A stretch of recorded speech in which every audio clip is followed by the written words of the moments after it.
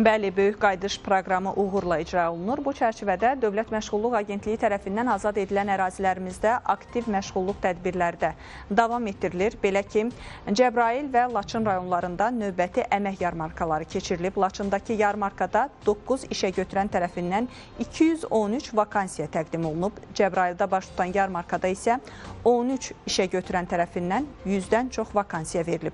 Sakinlərə vakansiyalar, iş öhdəlikləri barədə məlumatlar təqdim olunub, vakansiyalara uyğun namizədlərin qeydiyyatı aparılıb.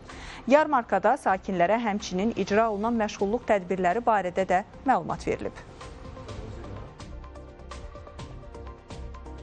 Bugün əmək yarmarkasına gəlmişəm, bağban işi istəyirəm. Müraciət edirik, yağın ki, inşallah bizi bu işinə təmin edəyəlim. Mən istəyirəm ki, işinə məni qane etsinlər. Onun üçün gəlmişəm əmək yarmarkasına.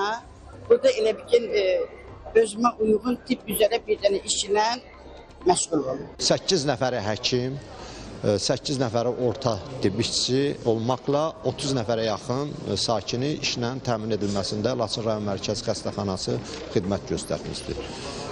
Son yarmarkada da biz 21 vakansiya ilə iştirak elədik. Vakansiyalarımızın əksəriyyəti həkim və orta tibb işçiləridir, amma qeyri-tibbi ixtisaslar üzrə, peşələr üzrə də vakansiyada iştirak elədik. Xeyli müraciətlər oldu.